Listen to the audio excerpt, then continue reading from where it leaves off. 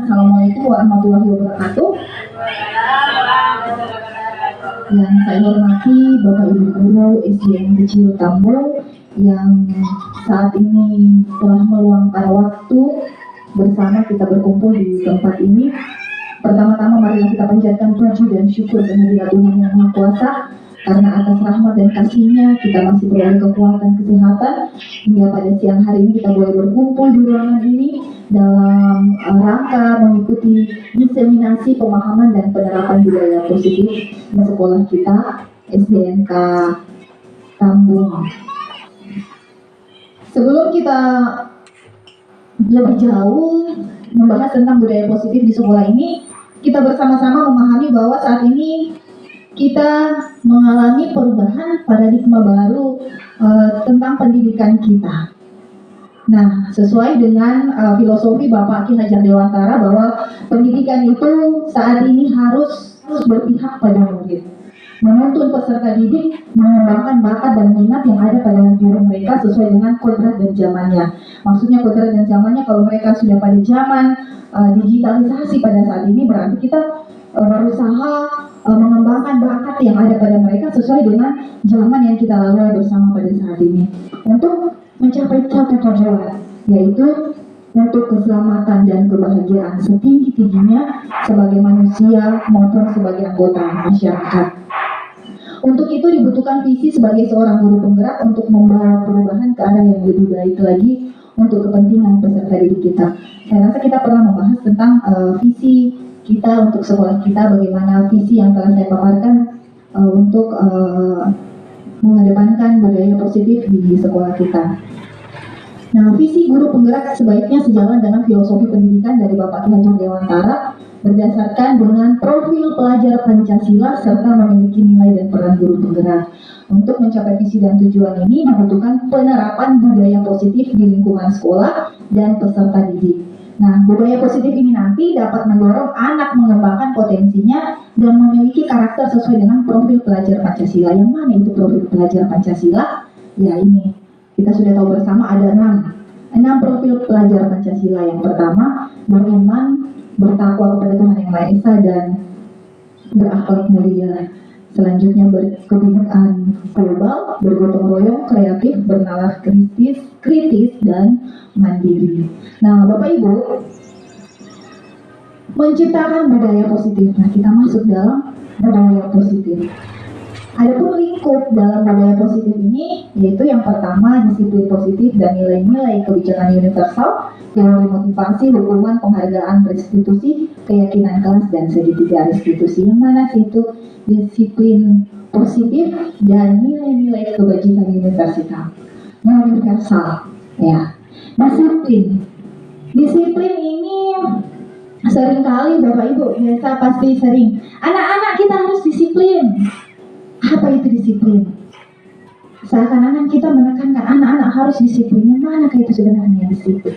Tetapi yang dimau di budaya positif ini, yang dimaksud disiplin yaitu disiplin yang positif. Yang mana itu disiplin yang positif? Yaitu disiplin diri yang belajar bagaimana cara kita mengontrol diri dan menguasai diri untuk memilih tindakan yang mengacu pada nilai-nilai yang kita hargai dan yakini. Jadi tidak semata-mata karena wali kelasnya bilang harus disiplin, jadi dia seakan-akan terpaksa mau melakukan sesuatu, padahal dia tidak yakin apa sih, kenapa saya harus disiplin. Seseorang yang memiliki disiplin diri berarti mereka bisa bertanggung jawab terhadap apa yang dilakukannya karena mereka mendasarkan tindakan mereka pada nilai-nilai kebajikan yang universal. Jadi ada dasar mereka kenapa mereka berbuat disiplin, karena ada nilai-nilai kebajikan yang mereka yakini. Ya, ini di atas adalah nilai-nilai kebajikan. Disiplin positif merupakan salah satu cara untuk menerapkan disiplin dengan tujuan menumbuhkan kesadaran seseorang yang muncul dalam dirinya bukan karena pujian, ancaman, atau sogokan. Jadi biasa siapa yang disiplin, besok ibu guru kasih bola. Nah, itu contoh penerapan disiplin yang kurang tepat. Karena apa? Anak-anak mau disiplin karena ada hadiah. Anak-anak disiplin karena mau diperhatikan saja atau diancam. Siapa datang terlambat besok, ibu guru jemur di tiang bendera. Itu disiplin yang zaman dulu, dan sekarang itu tidak boleh lagi kita lakukan. Atau sogokan, ya kayak tadi diberi hadiah dan lain sebagainya. Kita sebagai manusia ini pasti punya motivasi untuk melakukan sesuatu. Tidak mungkin kita melakukan sesuatu tanpa sebab dan akibat. Kita pasti punya motivasi. Apa itu 3 motivasi perilaku manusia? Yaitu yang pertama, untuk menghindari ketidaknyamanan atau hukuman. Kayak tadi bilang, daripada saya dihukum, lebih baik saya datang cepat. Yang kedua, untuk mendapatkan imbalan atau penghargaan dari orang lain. Supaya saya dipuji sama ibu guru, saya datang cepat, pasti saya nanti dikasih tepuk tangan. Yang ketiga, untuk menjadi orang yang mereka inginkan dan menghargai diri sendiri dengan nilai-nilai yang mereka percaya. Nah, inilah motivasi yang harus kita tanamkan dalam diri kita maupun kepada anak-anak kita, yaitu motivasi yang ketiga, untuk menjadi orang yang mereka inginkan dan menghargai diri sendiri dengan nilai-nilai yang mereka percaya. Ada nilai-nilai tadi. Pertanyaannya sekarang, bagaimana cara kita sebagai guru menanamkan disiplin positif ini kepada murid-murid kita. Jadi kita mau jangka panjangnya, jangan anak-anak hanya mau disiplin karena diancam, anak-anak mau disiplin karena ada hadiah dan lain sebagainya. Jadi yang kita mau ini berkepanjangan, mereka tidak melihat hadiah ataupun lainnya. Jangan sampai karena ada hukuman, ya hukuman ini bersifat tidak terencana atau tiba-tiba yang diberikan berupa fisik maupun psikis, murid anak disakiti oleh suatu perbuatan atau kata-kata. Sementara disiplin dalam bentuk konsekuensi sudah terencana atau sudah disepakati murid masuk pada hukuman, penghargaan, dan restitusi. Apa sih itu hukuman, penghargaan, dan restitusi? Pasti Bapak Ibu baru mendengar hukuman, penghargaan, dan restitusi. Ini untuk apa? Untuk membudayakan disiplin positif di tengah-tengah kita, di tengah-tengah sekolah kita. Kenapa kita harus pelajari hukum, penghargaan, restitusi? Karena ini yang sering Bapak Ibu lakukan dan saya. Hukuman, penghargaan, itu biasa sering kita lakukan. Ya. Nah, apa yang Bapak Ibu lakukan ketika hukuman? Hukuman ini tadi saya sudah jelaskan bahwa itu tidak terencana. Nah, ketika Bapak Ibu memberikan hukuman untuk menjalankan suatu disiplin agar anak-anak kita disiplin, seringkali kita lakukan ini di sekolah kita tidak sadar, dan kadang kita sadar kita telah melakukan ini. Di mana posisi kita pada saat menekankan disiplin di sekolah kita? Di sini ada penghargaan dan hukuman. Hukuman, perbedaannya, hukuman dan penghargaan pasti akan tercipta konsep disiplin sebagai identitas yang gagal. Kita akan gagal dalam menerapkan disiplin positif di sekolah kita. Kenapa gagal? Kenapa? Karena yang pertama, hukuman itu pasti dibuat oleh kita, dan modelnya paksaan, menyakitkan. Guru menjalani konsekuensi dengan menyalahkan, mengkritik, menyindir, merendahkan. Ya, pasti pernah. Kita pernah tidak menghukum anak kita? Pernah ya? Pasti. Belum. Sekarang tidak ada. Saya adalah salah satu korban. Mungkin pernah juga dihukum, walaupun pelanggaran dilakukan oleh satu orang siswa, teman saya, tetapi kami dihukum satu kelas. Apa hukumannya? Kami disuruh berdiri, lalu dicambuk dengan kabel komputer. Saya pernah mendapatkan hukuman seperti itu. Tetapi pertanyaannya, toh saya sekarang berhasil, Ji. Seringkali dibilang dulu, di ujung cemeti itu ada emas. Jadi di ujung cambukannya itu guru saya, atau saya bisa sekarang jadi guru. Berarti berhasil tidak? Berhasil. Tapi benar atau tidak? Itu yang menjadi masalahnya saat ini. Jadi banyak pertanyaan seperti ini. Banyak Ji begitu, korban kekerasan tapi berhasil. Karena orang-orang dulu begitu, dikerasi, makanya mereka sopan, mereka berhasil. Nah, itu hanya sekian persennya saja Bapak Ibu. Kita tahu mereka berhasil, tetapi hatinya Hatinya yang kita mau bentuk, benarkah dalam hatinya dia memaafkan guru tersebut, atau justru dia mengingat-ingat rasa sakit yang telah disebabkan oleh gurunya. Tidak sedikit juga siswa yang gagal gara-gara hukuman, gara-gara dihukum gurunya tidak mau di sekolah, berhenti sekolah, tidak sedikit. Jadi persentasinya itu tidak 50-50, pasti lebih banyak yang gagalnya. Kenapa? Karena sakit hati dan lain sebagainya. Makanya itu disebut sebagai identitas gagal dan tidak dianjurkan untuk kita lakukan sekarang. Tidak ada lagi penghukuman yang terjadi di lingkungan sekolah. Kalau ada anak-anak tidak bikin PR, maju ke depan. Siapa tidak bikin PR? Siapa yang tidak bikin PR dilarang istirahat. Kerjakan PR. Nah, itu juga hukuman. Tujuannya bagus, tetapi kita dianjurkan untuk tidak berbuat seperti itu lagi. Nah, karena apa? Murid akan benci. Itu lagi, tidak bikin PR. Dia akan benci sama kita, walaupun dia takut. Dan juga sistem itu tidak akan berjalan ketika murid kembali-balik. Ada murid kalau sudah terlalu sering kita hukum, ujung-ujungnya akan jadi bandel. Sudah biasa, paling disuruh jaga lagi tidak istirahat. Jangan makan kerja PR. Toh ujung-ujungnya, tidak istirahat sedikit, bisa nanti. Kenyang makan juga, dia makan istirahat. Daripada saya kerja itu PR susah sekali. Nah, seperti itu Bapak Ibu. Jadi anak-anak sudah bandel, tidak mau lagi mengikuti aturan kita. Nah, bagaimana dengan penghargaan?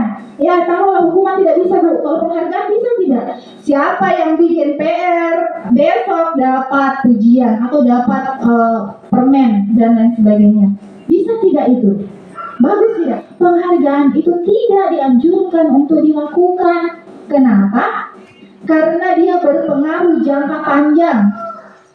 Ada jangka panjangnya, ada jangka pendeknya. Apa jangka pendeknya? Ketika Bapak Ibu memberikan penghargaan di siswa A, siswa B tidak dapat hadiah, maka dengan sendirinya dia akan minder. Tidak saya hadiah bukan. Nah, dia dapat hadiah. Bodoh sekali mas saya kapan? Tidak pernah dapat hadiah. Jangka pendeknya. Jangka panjangnya apa? Hari ini anak tersebut hargai Bapak Ibu karena Bapak Ibu kasih hadiah. Kedepannya itu yang seperti apa? Kenapa? Dia tidak akan berbuat baik benar kalau tidak ada hadiah. Itu jangka panjangnya buat dirinya sendiri. Jadi bilang, kalau ada hadiah ini baru Kak mau buat ini. Kalau tidak ada jangan. Seperti itu. Itu yang bisa terjadi. Jadi dia penghargaan itu bisa merusak dirinya sendiri, mematikan kreativitasnya. Karena itu video kreatif kalau ada hadiah. Dan juga bisa merusak hubungan. Kenapa merusak hubungan? Karena dia iri sama temannya. Jangan mau kau teman itu. Dia terus dia dapat hadiah. Jangan pada bahasa Jimonte. Kan paradigma baru saat ini. Jadi itu Bapak Ibu. Yang kedua, konsep disiplin dengan identitas yang sukses. Ini dianggap sukses, yaitu menerapkan konsekuensi dan restitusi. Ya, konsekuensi ini merupakan identitas yang sukses. Jadi pasti Bapak Ibu berpikir, berarti kita boleh melakukan konsekuensi dengan restitusi.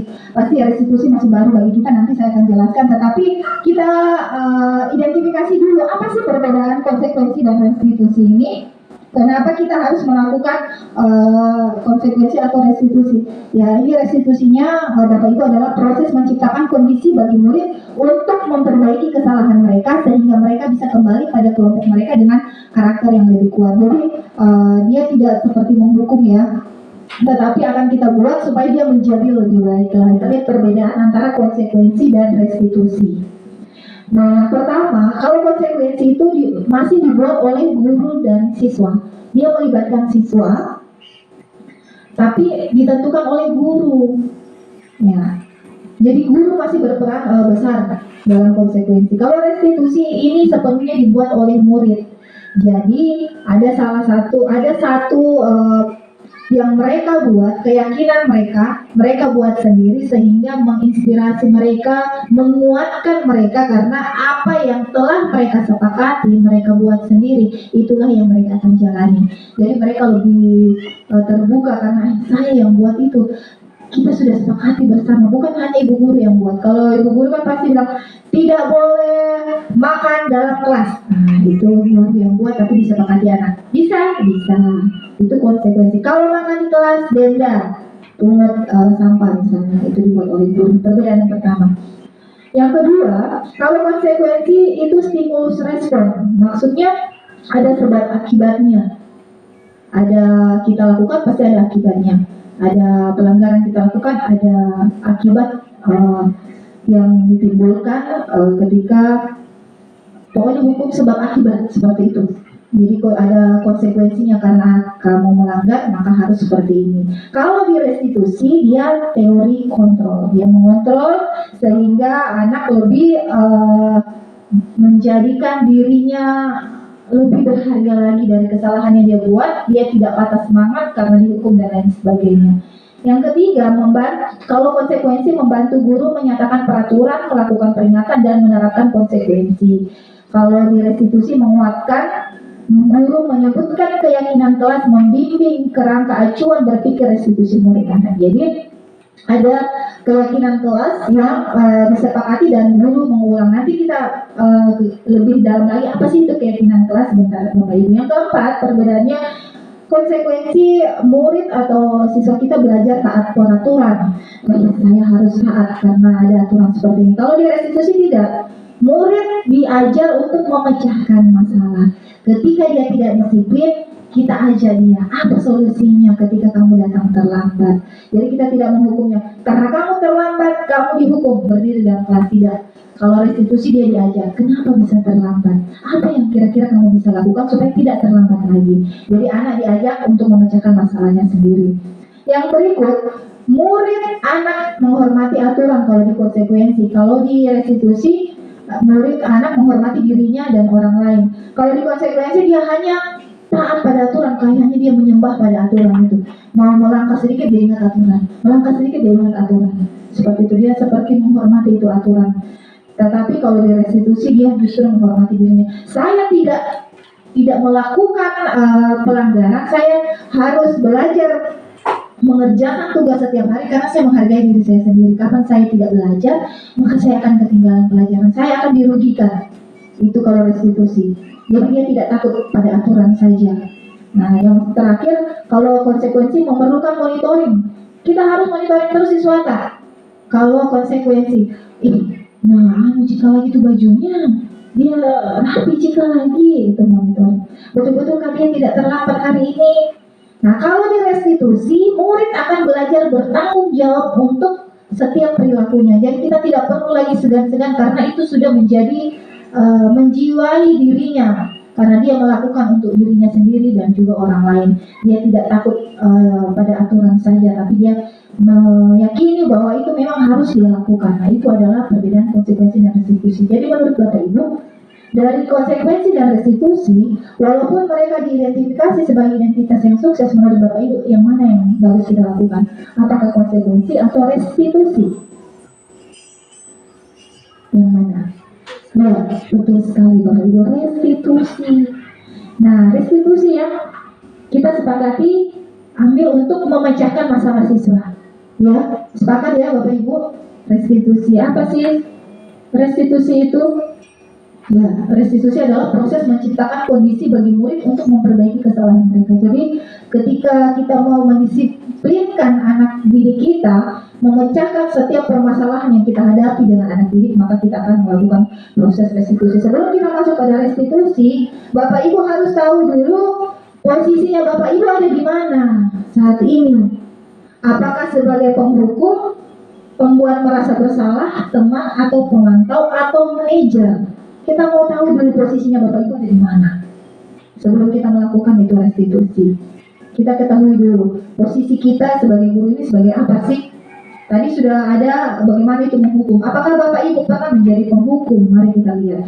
Penghukum itu seperti apa? Nadanya tinggi, nada suaranya tinggi, bahasa tubuhnya mata melotot dan jari-jari menunjuk. Siapa pernah seperti ini? Penghukum. Saya memang suara mungkin tidak terlalu tinggi tapi bisa menjadi tinggi. Misalnya, Andi, mau ngapain lagi itu temanmu?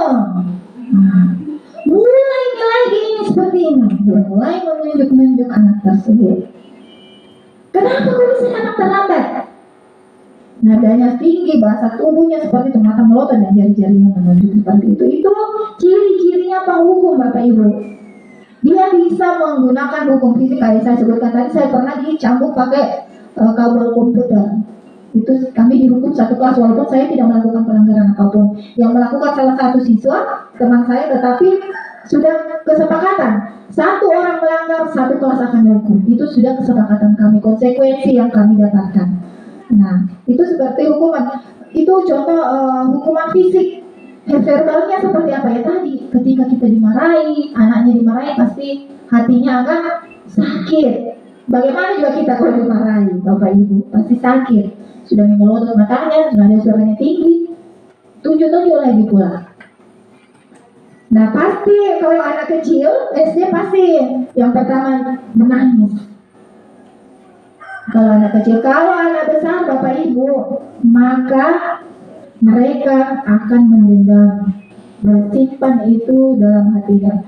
Bersyukur mungkin saya bukan orang pendendam, jadi saya tidak dendam itu Pak Guru saya, tapi rasa sakitnya sampai sekarang masih teringat. Dari SD sampai SMA saya tidak pernah dipukul.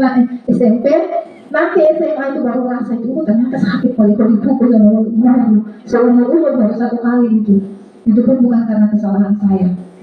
Itu teringat. Jadi hasil yang Bapak Ibu timbulkan ketika Bapak Ibu menjadikan diri Bapak Ibu sebagai pemukul, maka kemungkinan murid akan marah dan mendendam, bahkan bersifat agresif.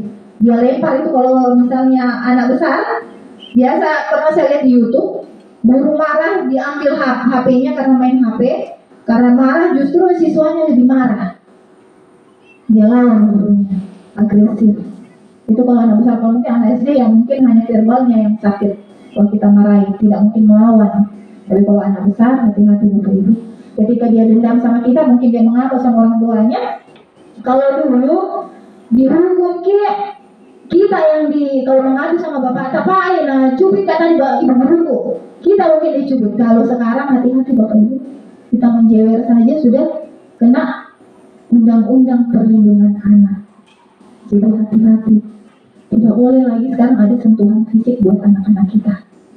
Nah, jadi kalau dulu bisa, mungkin dulu bisa, tapi sekarang itu tidak disarankan. Memang tidak boleh menyentuh anak sedikit pun.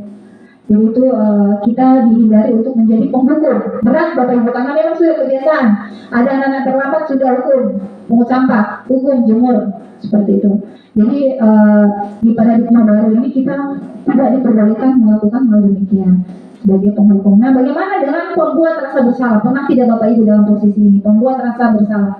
Suaranya memang lembut, halus. Dia dekat-dekat sama anak. Misalnya namanya Cahaya. Cahaya, kamu ini cantik, baik. Tapi kenapa kamu kasih begitu Ibu Guru? Kenapa sampai kamu tidak hadir 1 minggu? Kenapa bisa? Kan Ibu malu sama kepala sekolah. Nah, gara-gara kamu, Ibu ditegur sama kepala sekolah. Ibu jadi merasa bersalah sama kepala sekolah karena Ibu dimarahi. Bagaimana nih itu? Kenapa sampai bisa seperti itu? Lembut, tapi ada dampaknya. Anak-anak jadi merasa bersalah gara-gara saya kodok dimarahi guruku sama kepala sekolah. Dia pulang di rumah itu terus terngiang-ngiang di otaknya. Gara-gara saya tadi dimarahi itu temanku. Apa ya dampak yang ditimbulkan? Murid akan merasa bersalah. Dia menjadi orang yang gagal membahagiakan orang lain. Dan kemungkinan ini akan lebih berbahaya dari penghukum. Lebih berbahaya waktu kita hukum anak-anak kita. Lebih berbahaya dari itu. Karena apa?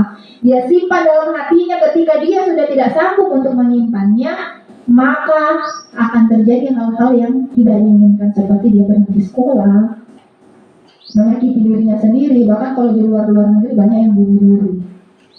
Kalau di luar negeri itu karena pembunuhan, karena tidak bisa mengekspresikan marahnya, dia simpan dalam hati, maka akibatnya bisa fatal. Jadi sebisa mungkin Bapak Ibu kita hindari posisi sebagai pembuat rasa bersalah. Walaupun lembut, tetapi ada dampak yang sangat tidak baik. Nah, ini teman, Posisi yang ketiga itu teman. Ini sering saya lakukan Bapak Ibu. Saya memang orangnya suka sama anak-anak, senang sama anak-anak. Jadi sering kali anak-anak itu saya akrab sama mereka. Saya suka bercanda dengan mereka, mengajak mereka sebagai teman. Nah, itu sering saya lakukan ketika saya sebagai wali kelas, sebagai guru kelas sering dulu waktu saya belum sebagai guru penggerak. Saya sering menjadikan siswa saya itu sebagai teman karena memang saya seperti itu orangnya. Tetapi ternyata teman ini juga tidak bisa. Kenapa? Padahal sudah akrab nih. Cahaya, bagaimana soalnya? Selesai aja. Ibu, berhenti. Pasti kan kalau teman tidak mungkin kita marah kan? Kenapa tidak mau kerja? Pasti tidak begitu. Kalau teman pasti, kenapa tidak mau kerja? Tugasmu Cahaya. Pasti begadang ketemu. Pasti ini jalan-jalan lagi ya. Pasti kalau teman seperti itu cara bicaranya. Pasti tuh atau balik lagi jalan-jalan sama mamamu, balik lagi di pantai tuh. Nah itu seperti teman. Bagus tidak? Bagus. Anak-anak senang tidak? Senang. Siapa tidak senang kalau apalagi disentuh-sentuh kan? Masa begitu pergi terus jalan Ki? Nah itu teman bercanda, senyum, gitu terus mimpi kerja deh, main-main seperti itu. Itu seperti teman. Ternyata itu udah ada dampaknya. Bayarnya pada Cahaya kalau tidak mau kerja pada tugasmu, nanti itu bantu. Nanti ayo sini sama Ki kerja. Mana ke tugasmu yang belum? Yang ini Bu. Ayo kita kerja. Yang mana yang belum? Nah itu teman. Kita baik sama dia. Kasih lagi waktu. Tunggu temannya di sana sudah bermain nak kerja. Karena satu orang ini sana yang korban. Dan apa dampak buat anak yang dibantu Cahaya ini? Apa dampaknya bagi dia? Seharusnya dia senang. Seharusnya dia merasa tidak tertekan karena dibantu jaga guru. Tapi ada dampak negatifnya Bapak Ibu. Apa dampak negatifnya? Anak tersebut akan bergantung kepada Bapak Ibu. Saya pernah mengalaminya seperti itu. Anak tersebut hanya mau diajar sama saya. Karena apa? Anak tersebut memang agak kurang dari teman-temannya. Jadi saya yang selalu bantu dia. Ketika guru agama masuk, hilang itu anak-anak. Karena apa? Karena dia hanya bergantung pada saya. Dia bergantung pada saya karena saya akrab dengan dia. Ketika guru agama yang tidak akrab dengan dia, tidak mau dia masuk. Itu dampak negatifnya. Dan dia tidak mau kerja tugas kalau bukan saya yang ajar.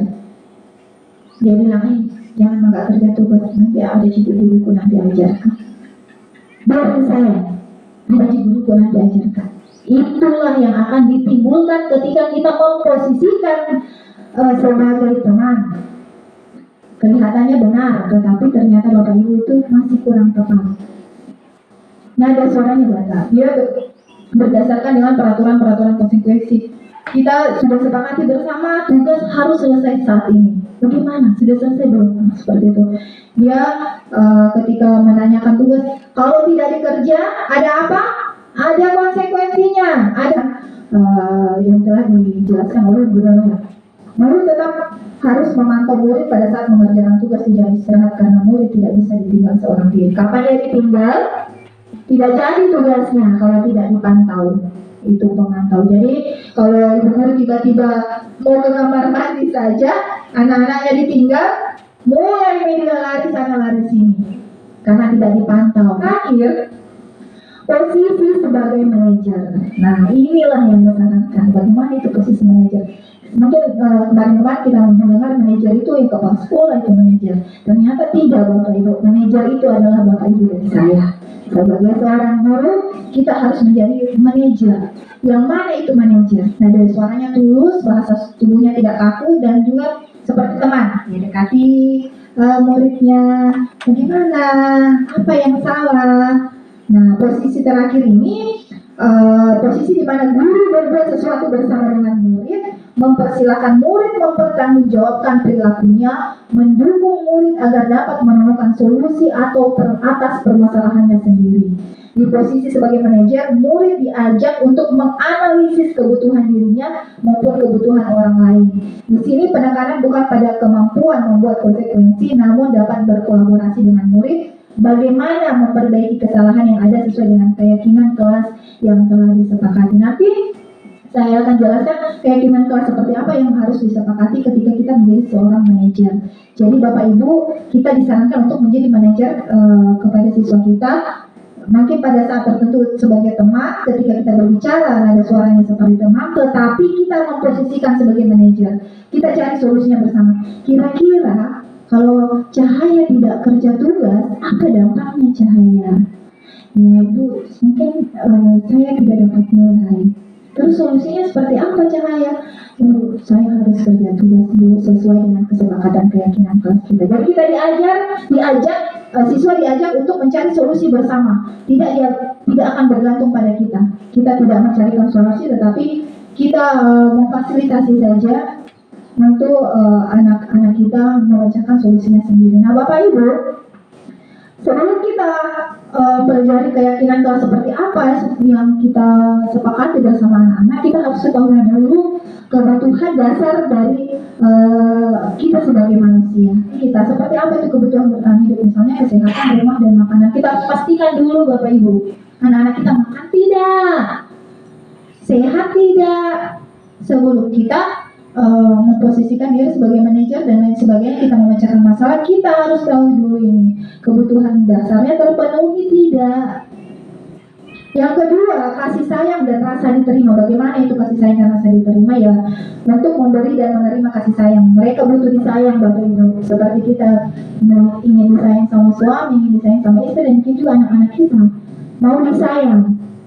Ketiga, penguasaan. Anak-anak ini atau bahkan kita juga membutuhkan ini penguasaan. Bagaimana itu penguasaan? Merasa untuk dihargai Bapak Ibu. Tidak ketika dia melakukan suatu kebaikan, wah luar biasa, nah, itu seperti itu. Dia butuh seperti itu. Setiap kita juga pasti butuh. Ketika kita melakukan suatu kebaikan, kita pasti ingin nah ya terima kasih Bu, terima kasih Pak, sering-sering ya, seperti itu. Jadi butuh pengakuan atas kemampuan yang kita miliki. Kebutuhan untuk bebas, bukan bebas dalam arti seperti apa ya. Di sini bebas adalah kebutuhan akan kemandirian, otonomi, memiliki pilihan dan mampu mengendalikan arah hidup seseorang. Jadi dia bebas untuk dia mau memilih, dia bisa melakukan ini, bisa melakukan itu dengan batasan-batasan yang dia yakini sendiri. Yang berikut adalah kebutuhan akan kesenangan. Tentu saja siswa kita butuh senang Bapak Ibu. Kapan mereka tidak senang? Biar pelajaran gampang, susah mau masuk. Makanya supaya anak didik kita senang, ajaklah mereka bermain, ajak mereka bersenang-senang, tertawa. Makanya saat ini disarankan Bapak Ibu untuk mulai searching itu permainan-permainan tradisional yang selama ini mungkin ditinggali oleh karena gadget. Kemarin bersyukur waktu 17 Agustus kita melakukan permainan-permainan tradisional seperti itu yang harus kita selipkan di pembelajaran kita Bapak Ibu, supaya anak didik kita merasa senang. Yang di tengah ini biologisnya, fisiknya, bertahan hidup. Nah, yang di sampingnya itu adalah psikis, rasa, perasaannya. Itu adalah kebutuhan dasar kita dan juga anak-anak kita. Nah, sekarang kita masuk ke keyakinan kelas. Ya, tadi kita bilang kalau mau jadi manajer di kelas berarti kita harus menyepakati suatu keyakinan kelas. Apa itu keyakinan kelas? Mengapa mesti keyakinan kelas? Kenapa bukan peraturan kelas saja? Dibikin di situ tata tertib kelas 5 STNK Tambun. Kenapa bukan itu saja Bapak Ibu? Nah, untuk menjawab ini ada dua pertanyaan pemantik untuk Bapak Ibu pahami. Kenapa harus keyakinan kelas bukan peraturan? Mengapa kita memiliki peraturan tentang penggunaan helm pada saat kita mengendarai kendaraan roda 2 atau motor? Itu ada peraturan. Diwajibkan memakai helm. Kenapa harus diwajibkan itu memakai helm? Itu namanya peraturan. Terus keyakinannya di mana? Peraturan itu kita takut kalau kita tidak pakai helm nanti ditilang. Keyakinan yang mana? Oh, saya harus pakai helm walaupun saya tidak ditilang. Kenapa? Karena kalau jatuh kita sendiri yang rasa. Itu keyakinan. Walaupun tidak ada polisi, saya tetap pakai helm karena itu untuk keselamatan saya dan saya yakini itu. Itu adalah keyakinan. Mengapa kita harus mematuhi penggunaan masker dan mencuci tangan di masa pandemi? Ya karena diwajibkan. Aturan kalau tidak pakai masker, ditilang. Di sekolah disuruh pulang. Itu peraturan. Tetapi ketika kita menjadikan keyakinan seperti apa? Mari kita buat anak-anak keyakinan kelas kita tentang masker. Masker, apa kira-kira? Wajib pakai masker, Bu. Nah, kita tulis wajib. Kenapa harus pakai masker? Supaya tidak tertular virusnya, Bu. Nah, seperti itu. Itulah keyakinan. Jadi walaupun tidak disuruh pakai masker, anak tersebut akan pakai masker karena dia sudah yakin. Berasal dari dalam diri dia, Bapak Ibu. Itu keyakinan kelas. Ini contoh keyakinan kelas yang dibuat oleh salah satu guru. Saya ambil di Google dan dilakukan di kelas kita, boleh. Nah, ini masing-masing mereka menulis apa keyakinannya. Salah satunya bekerja sama, Bu Guru. Tulis bekerja sama, tempel lagi. Apalagi saling peduli, Bu Guru, menghargai, saling menghargai, membantu teman yang susah. Itu contoh keyakinan kelas yang akan kita buat. Kalau tidak bikin tugas, apa keyakinan kelas kita? Dikerjakan, Bu Guru, kalau jam istirahat. Betul, iya. Itu lagi kita tulis mengerjakan tugas yang lupa dikerjakan pada jam istirahat. Itu diyakini bersama dulu. Anak-anak yang buat, Bapak Ibu, jangan kita. Karena ketika kita yang buat, berarti itu peraturan. Kalau keyakinan itu siswa yang buat. Ketika kita sudah membuat keyakinan kelas, maka inilah solusi kita memecahkan masalah siswa kita. Ketika ada siswa yang menghadapi permasalahan, pasti di sepanjang kita mengajar, Bapak Ibu, tidak akan lepas dari permasalahan siswa. Baik itu berkelahi, baik itu lupa kerja PR, lupa pakai sepatu, tidak pakai sepatu, dan lain sebagainya. Nah, apa yang akan Bapak Ibu lakukan ketika anak-anak tersebut melakukan hal tersebut? Inilah yang Bapak Ibu lakukan, segitiga restitusi. Dan dibuatlah segitiga restitusi ini untuk membantu Bapak Ibu dan saya memecahkan masalah lingkungan di lingkungan sekolah kita. Seperti apa itu segitiga restitusi? Restitusi 3. Kenapa dibilang segitiga restitusi? Karena ada 3 langkah yang bisa kita ambil, Bapak Ibu. Walaupun tidak berurutan, tetapi bisa kita lakukan semuanya. Bisa juga ada 2. Bisa salah validasi atau menstabilkan identitas atau stability the identity, bahasa asingnya. Ya, menstabilkan identitas. Apa yang kita lakukan? Pertama yaitu menstabilkan identitas. Bagaimana? Misalnya ada anak tidak kerja PR. Bapak Ibu pasti mau menghukum kalau sebagai penghukum. Nah, kalau kita sebagai manajer, ini yang kita lakukan. Pertama, menstabilkan identitas. Kita ajak anaknya ke depan. Maya, kenapa tidak kerja PR? Bu, sebenarnya saya sudah kerja, Bu, tetapi tidak tahu bukunya di mana. Oke, Maya, kamu bukan satu-satunya orang yang melakukan kesalahan tersebut. Guru juga pernah dulu lupa bekerja PR. Kamu kerja, Ji. Ibu guru pernah lupa malah tidak kerja. Setiap orang pasti pernah melakukan kesalahan seperti itu. Itu namanya menstabilkan identitas, Bapak Ibu. Kita buat dulu menstabilkan identitasnya, tidak menjudge dia. Bilang, memang tahu kamu. Dulu malah gitu pasti. Pasti lupa toh? Nah, tidak, Bapak Ibu. Kita stabilkan dulu identitasnya dia. Nah, ya, bukan cuma kamu yang pernah seperti itu, Ibu juga pernah. Nah, jadi dia sudah akan terbuka dirinya, tidak takut untuk ditanya lagi kemudian. Lalu apa? Selanjutnya yang kita lakukan, memvalidasi tindakan yang salah. Validasi tindakan yang salah itu seperti apa? Kita mulai tanya, kamu tentu saja punya alasan kenapa sampai lupa bikin PR, sampai PR atau kamu pasti punya alasan kenapa sampai buku PR-mu tidak ada. Ya, tapi jangan ada suara. Ya, kalau Ibu ya saya tahu suaranya besar, tapi besar belum tentu marah. Ya, tinggal susunan kalimatnya. Iya, kamu pasti punya alasan kenapa sampai buku kamu hilang. Oh iya Bu, kayaknya itu kemarin adikku main-main. Nggak tahu Mina taruh di mana. Nah, Maya, Adakah kira-kira cara yang lebih efektif supaya bukumu itu tidak hilang lagi? Nah, apa ya Bu? Oh, seharusnya itu saya simpan dalam kamar, tidak ku taruh sembarang supaya adikku tidak main-mainin. Nah, itu diajak dia untuk pecahkan sendiri masalahnya. Jangan Bapak Ibu bilang, makanya itu bukumu simpan dalam tas. Nah, tidak boleh seperti itu. Kita ajak anaknya pecahkan sendiri ya masalahnya dia. Oh iya Budi, Bu seharusnya begini Kak Budi. Iya betul. Kalau begini Kak Bu bisa tidak? Nah, kita tinggal iya dan tidak. Jangan bilang harusnya begini tidak betul. Biar dia yang pecahkan sendiri masalahnya. Kita tinggal oh, bisa boleh juga. Nah seperti itu. Kita namanya validasi tindakan yang salah. Ketiga, barulah kita menanyakan keyakinan kelas. Keyakinan kelas yang tadi kita sudah buat. Oh kalau tidak kerja PR harus mengerjakan PR-nya di jam istirahat. Itu dia yang bikin. Jadi kita mulai tanya nih sama dia. Nah, Maya, masih ingat tidak keyakinan kelas yang sudah dibuat kemarin? Masalah ketika PR tidak dibikin. Dia mulai kayak berpikir, kayaknya ada Bu. Harus kayaknya kerja PR-ku di jam istirahat. Oh, begitu. Jadi tidak seperti Maya, karena kamu tidak kerja PR, berarti kamu tidak istirahat. Kamu harus kerja PR di jam istirahat.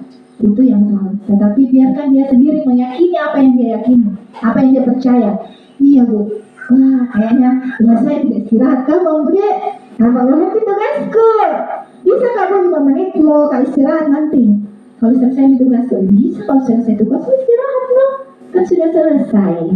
Seperti itu.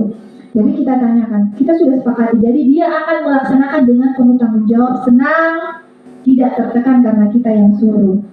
Jadi ketika kita sudah bilang seperti itu, jadi Maya, ya bagus kamu masih ingat keyakinan kelas kamu. Jadi kamu mau jadi seperti apa sekarang? Oh Bu, kayaknya saya harus lebih hati-hati lagi.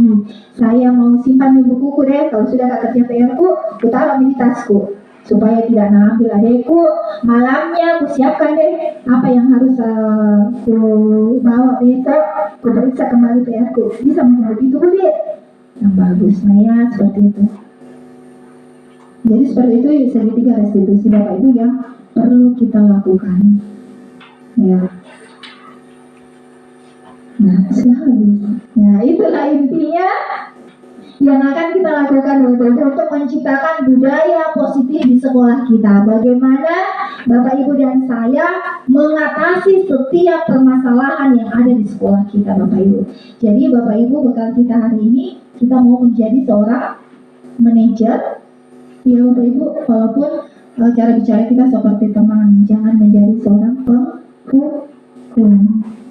Ya Bapak Ibu, kita harus benar-benar memberikan kasih sayang kepada siswa kita untuk mencapai tujuannya, yaitu kebahagiaan dan keselamatan peserta didik Bapak Ibu dan saya.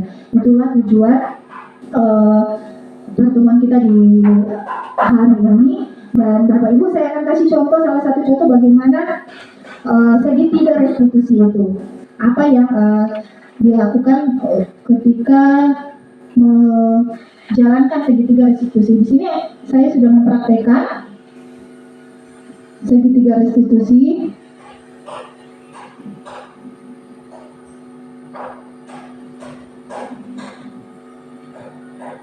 Ada kasus. Ya, kasusnya siswa tidak mengerjakan tugas Bapak Ibu. Dia tidak kumpul tugas matematika. Salah satu siswa kita. Ya. Ceritanya siswanya ini tidak kerja tugas. Nah, ini kita stabilkan dulu identitasnya.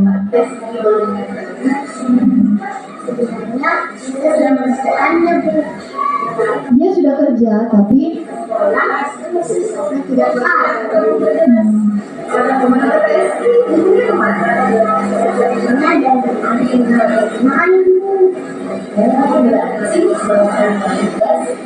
selesai kita stabilkan identitas, kita validasi tindakan yang salah. Ternyata dia pergi bermain Bapak Ibu. Dia jelaskan sendiri apa kesalahannya. Kita tidak perlu salahkan dia. Biar dia sendiri yang mengungkapkan. Saya Dia menjelaskan apa solusinya sendiri. Baru kita mulai tanya keyakinan kelasnya kita. Dia sendiri yang buat bersama teman-temannya, bukan kita yang buat. Makanya dia ikat, karena dia yang buat sendiri. Nah, kalau sudah Ini testimoninya. saya senang Ibu Guru tidak marah. Ketika kemarin saya tidak mengerjakan tugas matematika saya. Ibu Guru memberikan kesempatan untuk memperbaiki kesalahan. Saya akan lebih baik lagi, lebih disiplin, dan lebih bertanggung jawab. Terima kasih Bu Guru.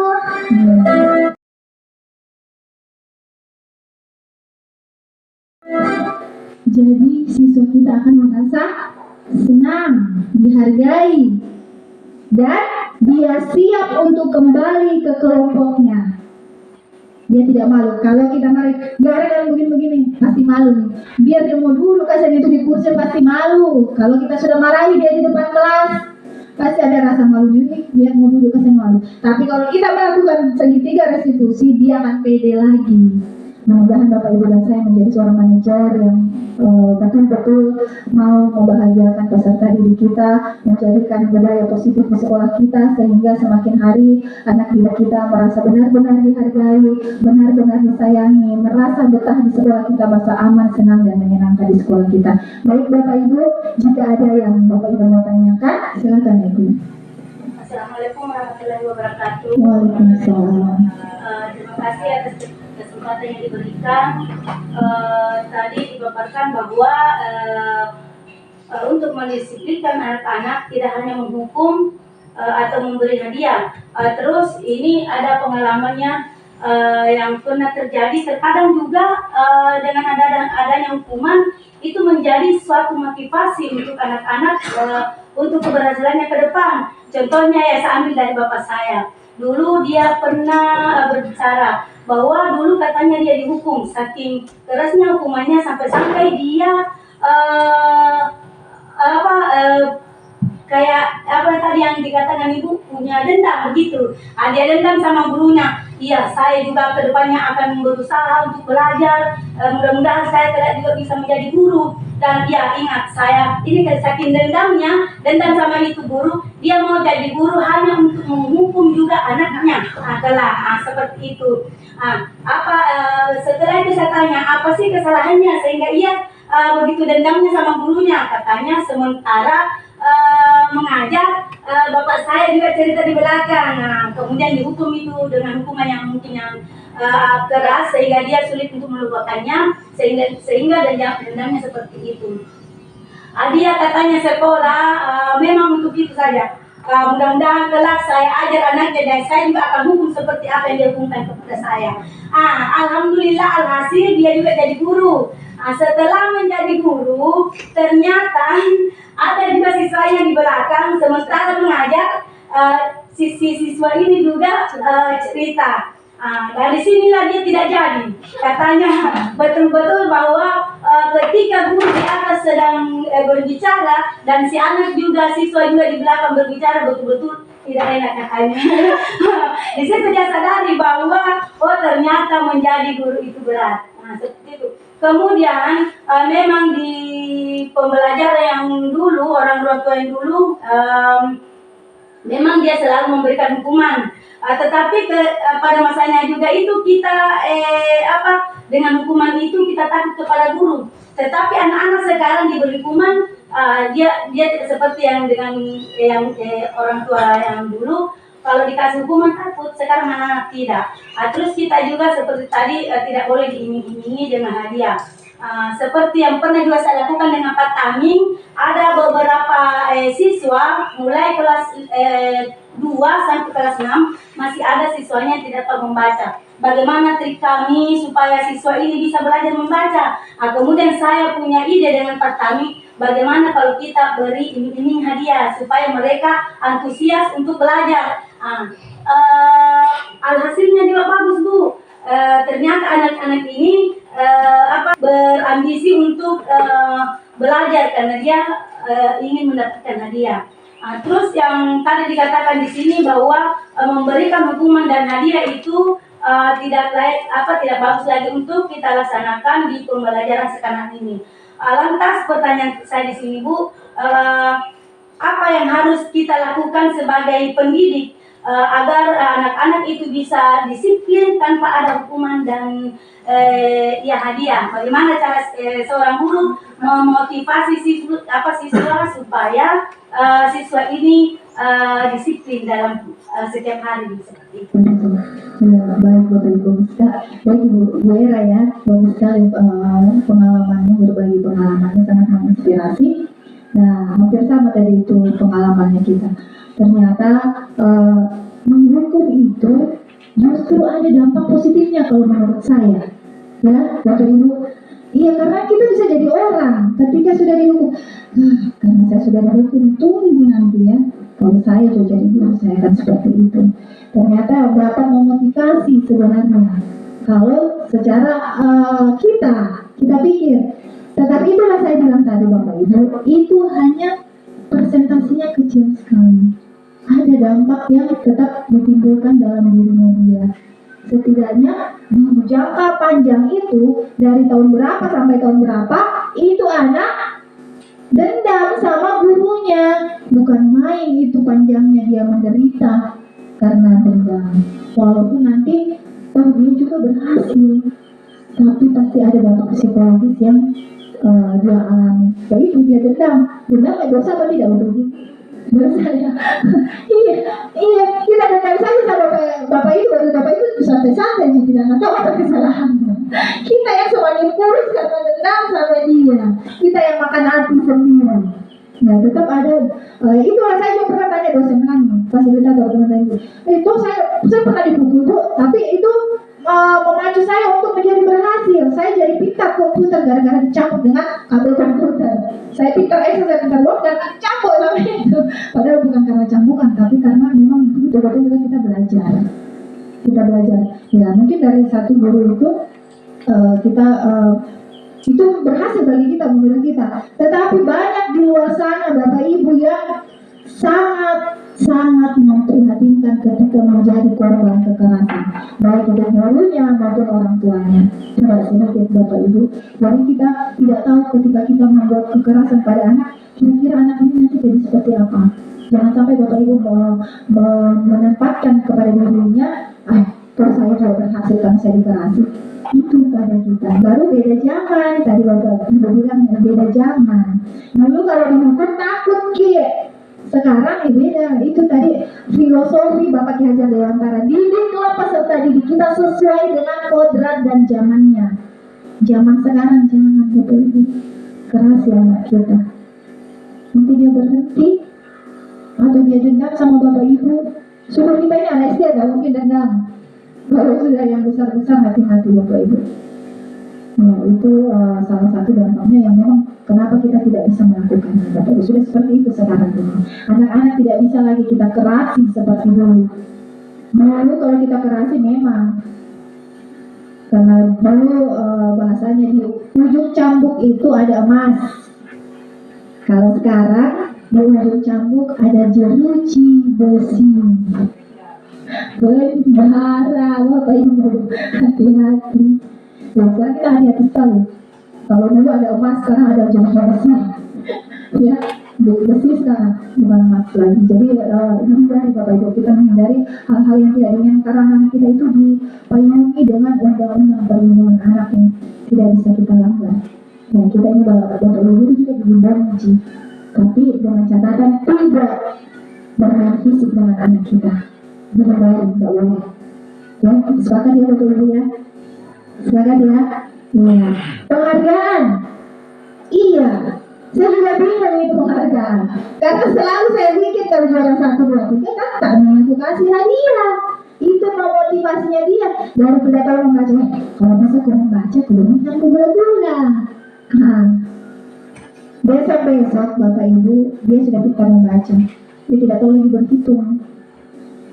Sengaja minta saya tidak tahu. Nanti lain. Ini tidak betul saya ini biar 1 tambah 1 nggak tahu. Karena apa? Mau hadiah. Pasti nak kasih jadi lagi tuh satu nanti itu dapat lagi hadiah. Atau biar saya. Tuh nanti Nabi pinjam kabar aku. Biar tidak ketahui, biar kau kerja kok. Nanti itu datang di ibu guru itu ajar kan. Pasti ada dekati dia lagi. Nah itu posisi teman tadi, dia bergantung pada bapak ibu. Jadi memang dihindari. Jadi sebisa mungkin bapak ibu kita tanamkan keyakinannya anak itu, tanamkan keyakinan dalam dirinya bapak ibu untuk bekalnya dia di masa depan. Apalagi canangan bangsa Indonesia kan ada tahun emas pada tahun 2045 ya. Nah itu. Jadi kita tanamkan untuk mereka itu tahun 2045 adalah pemimpin-pemimpin bangsa kita. Jadi kalau mereka hanya berbuat karena hadiah, bapak ibu kasihan bangsa kita. Mau dibawa kemana? Seperti lagu. Mau dibawa kemana bangsa kita? Ketika anak didik kita hanya mau melakukan sesuatu karena hadiah.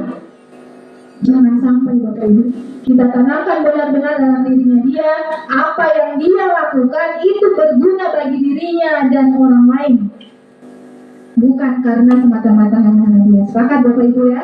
Kita sepakat ya? Ya. Terima kasih bapak ibu atas masukan, pengalaman dan kesepakatan kita di siang hari ini. Mari menanamkan budaya-budaya positif di sekolah kita. Mari menjadi guru penggerak. Sekarang terbuka guru penggerak bapak ibu. Kenapa harus guru penggerak sih? Nah ini dia tadi. Dulu saya senang menjadi teman saja, tapi ketika saya menjadi guru penggerak, saya tahu ternyata teman itu salah. Masih banyak lagi bapak ibu. Ini hanya sebagian kecil dari modul yang kita dapatkan di guru penggerak. Masih banyak lagi pengetahuan yang bapak ibu akan dapatkan. Ya mungkin ada teman dari CGP lain mungkin bisa berbagi pengalaman dengan bapak ibu, menginspirasi sehingga menambahkan wawasan kita, menciptakan budaya positif di sekolah, terlebih mau menjadi guru penggerak di angkatan 8, 9, 10 ini. Mungkin ada dari teman kita Pak Multazam, silakan.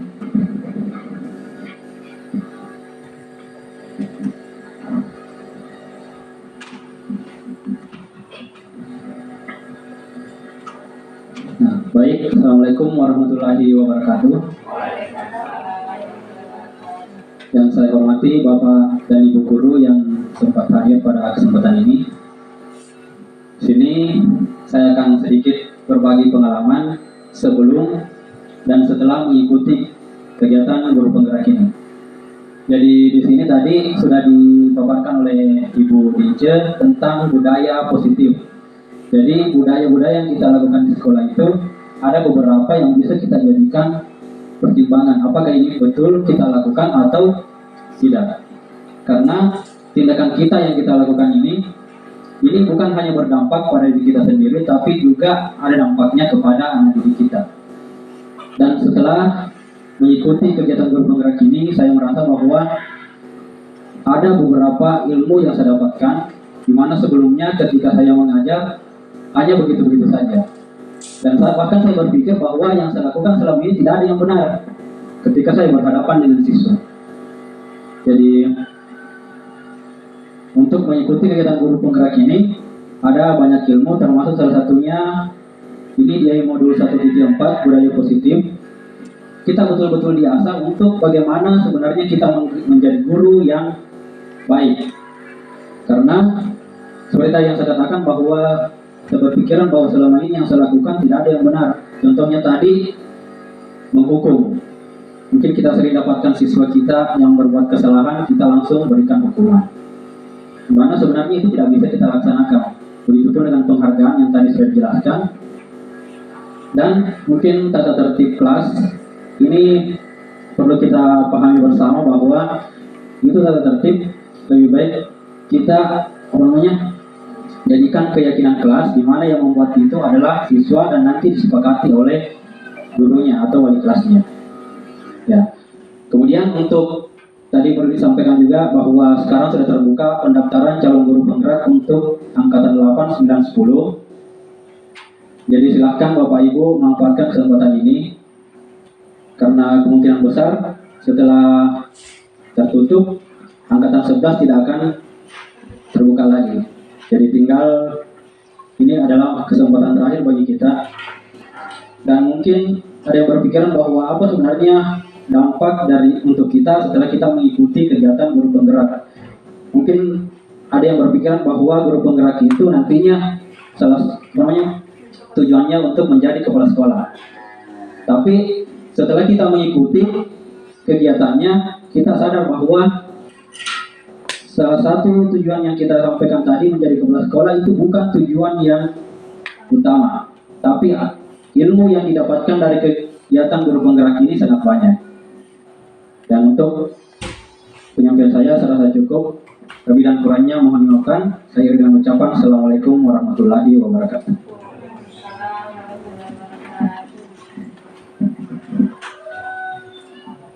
Ya, baik. Terima kasih banyak pada Bapak Murtaza Misra SPD atas kesan dan pesan buat kita semua di siang hari ini. Demikian juga buat Bapak Ibu, terima kasih atas waktu dan kesempatan yang Bapak Ibu telah berikan, telah luangkan di siang hari ini. Mohon maaf jika ada salah dan hilaf yang saya katakan atau saya perbuat yang melukai hati Bapak Ibu, mohon dimaafkan. Dan terima kasih, mari berbuat menciptakan budaya positif di sekolah. Selamat siang. Assalamualaikum warahmatullahi wabarakatuh.